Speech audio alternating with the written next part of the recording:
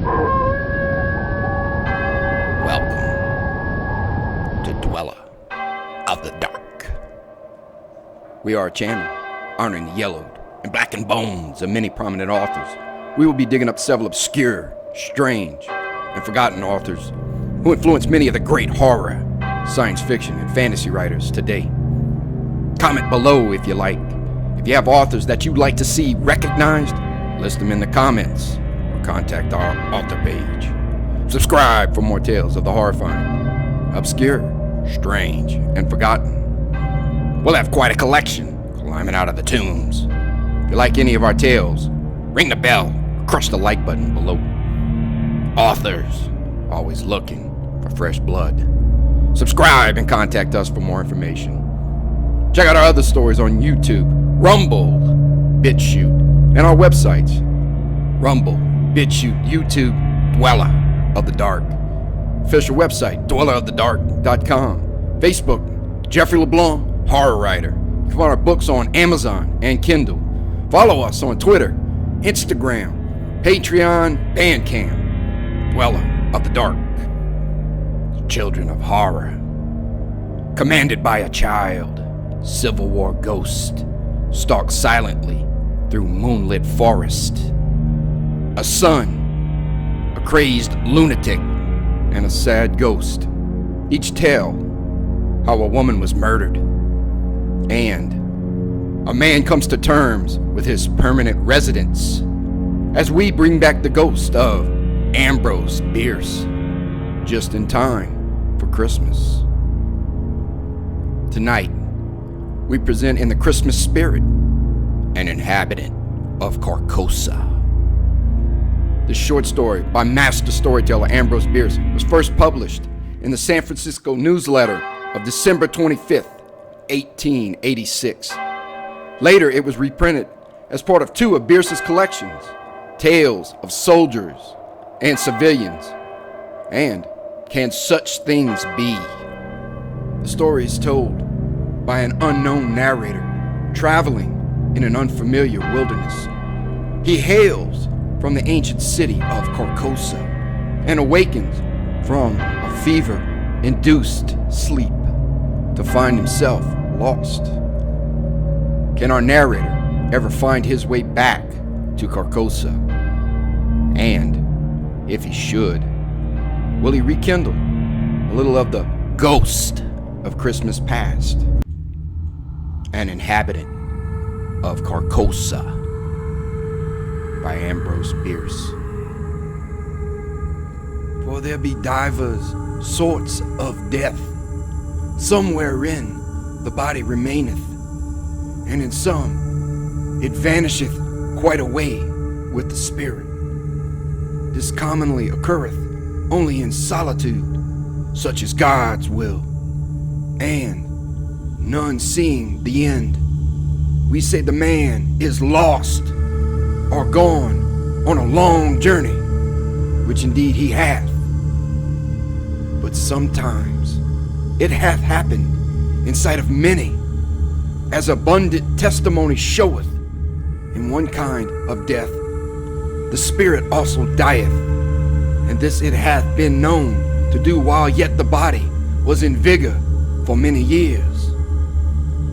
Sometimes, as is veritably attested, it dieth with the body, but after a season is raised up again in that place where the body did decay. Pondering these words of Halley, whom God rest, and questioning their full meaning, as one who, having an intimation, yet doubts if there be not something behind, other than that which he has discerned. I noted not whither I had strayed, until a sudden chill wind striking my face revived in me a sense of my surroundings. I observed with astonishment that everything seemed unfamiliar. On every side of me stretched a bleak and desolate expanse of plain, covered with a tall overgrowth of sere grass, which rustled and whistled in the autumn wind, with heaven knows what mysterious and disquieting suggestion. Protruded at long intervals above it stood strangely shaped and somber-colored rocks, which seemed to have an understanding with one another and to exchange looks of uncomfortable significance, as if they had reared their heads to watch the issue of some foreseen event. A few blasted trees here and there appeared as leaders in this malevolent conspiracy of silent expectation. The day, I thought, must be far advanced, though the sun was invisible, and although sensible that the air was raw and chill, my consciousness of that fact was rather mental than physical. I had no feeling of discomfort. Over all the dismal landscape, a canopy of low, lead-colored clouds hung like a visible curse. In all this, there were a menace and a portent, a hint of evil, an intimation of doom. Bird, beast, or insect, there was none. The wind sighed in the bare branches of the dead trees, and the gray grass bent to whisper its dread secret to the earth. But no other sound nor motion broke the awful repose of that dismal place. I observed the herbage, a number of weather-worn stones, evidently shaped with tools. They were broken, covered with moss, and half sunken in the earth. Some lay prostrate, some leaned at various angles. None was vertical. They were obviously headstones of graves, though the graves themselves no longer existed as either mounds or depressions. The years had leveled all, scattered here and there. More massive blocks showed where some pompous or ambitious monument had once flung its feeble defiance at oblivion.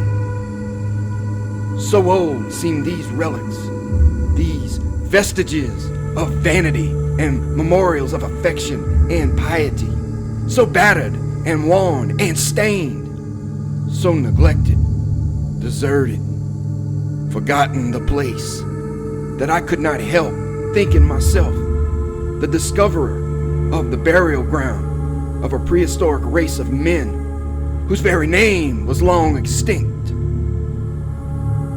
Filled with these reflections, I was for some time heedless of the sequence of my own experiences, but soon I thought, how came I hither? A moment's reflection seemed to make this all clear and explain at the same time, though in a disquieting way, the singular character with which my fancy had invested all that I saw or heard. I was ill. I remembered now that I had been prostrated by a sudden fever, and that my family had told me that in my periods of delirium I had constantly cried out for liberty and air, and had been held in bed to prevent my escape out of doors. Now I had eluded the vigilance of my attendants and had wandered hither to where? I could not conjecture. Clearly, I was at a considerable distance from the city where I dwelt, the ancient and famous city of Carcosa. No signs of human life were anywhere visible or audible. No rising smoke, no watchdogs bark, no lowing cattle, no shouts of children at play. Nothing but that dismal burial place with its air of mystery and dread due to my own disordered brain. Was I not becoming again delirious, there beyond human aid? Was it not indeed all an illusion of my madness? I called aloud the names of my wives and sons, reaching out my hands in search of theirs, even as I walked among the crumbling stones and in the withered grass. The noise behind me caused me to turn about. A wild animal, a lynx, was approaching. The thought came to me, if I break down here in the desert, if the fever return and I fail, this beast will be at my throat. I sprang toward it, shouting. It trotted tranquilly within a hand's breadth of me and disappeared behind a rock. A moment later, a man's head appeared to rise out of the ground a short distance away. He was ascending the farther slope of a low hill whose crest was hardly to be distinguished from the general level. His whole figure soon came into view against the background of gray cloud. He was half naked, half clad in skins. His hair was unkempt, his beard long and ragged. In one hand, he carried a bow and arrow. The other held a blazing torch with a long trail of black smoke. He walked slowly and with caution, as if he feared falling into some open grave concealed by the tall grass. The strange apparition surprised but did not alarm, and taking course to intercept him, I met him almost face to face, accosting him with the familiar salutation, "God keep you." He gave no heed, nor did he arrest his pace. "Good stranger," I continued, "I am ill and lost. Direct me, I beseech you, to Carcosa." The man broke into a barbarous chant in an unknown tongue, passing on and away. An owl on the branch of a decayed tree hooted dismally and was answered by another in the distance. Looking upward, I saw through a sudden rift in the clouds Aldebaran and the Hyades. In all this, there was a hint of night.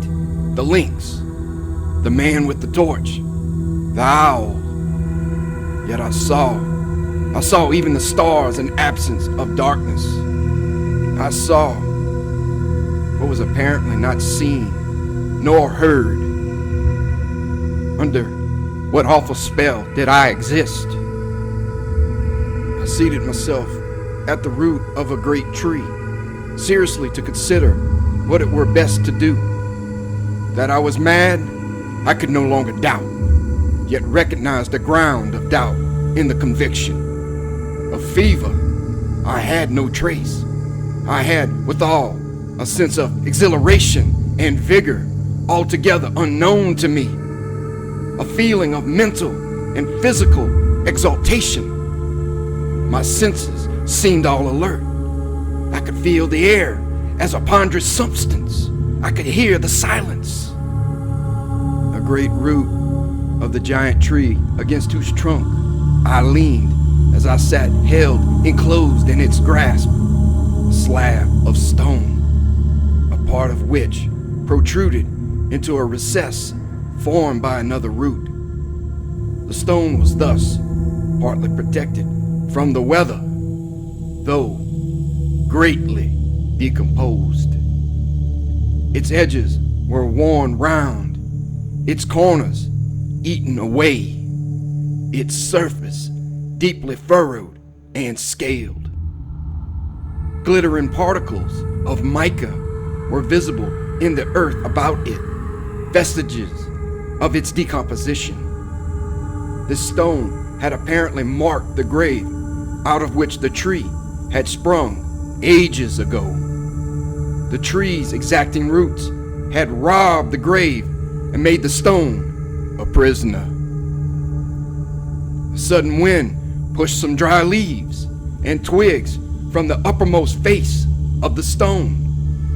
I saw the low relief letters of an inscription and bent to read it. God in heaven, my name in full, the date of my birth, the date of my death.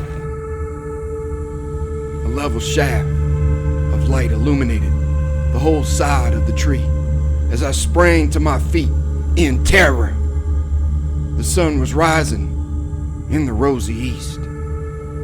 I stood between the tree and his broad red disk. No shadow darkened the trunk. A chorus of howling wolves saluted the dawn.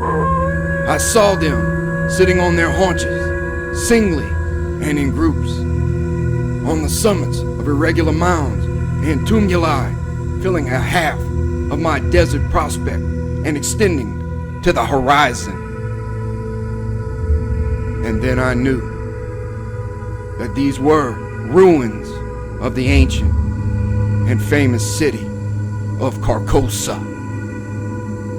Such are the facts imparted to the medium, Berols, by the spirit Hoseb Allah Robaden.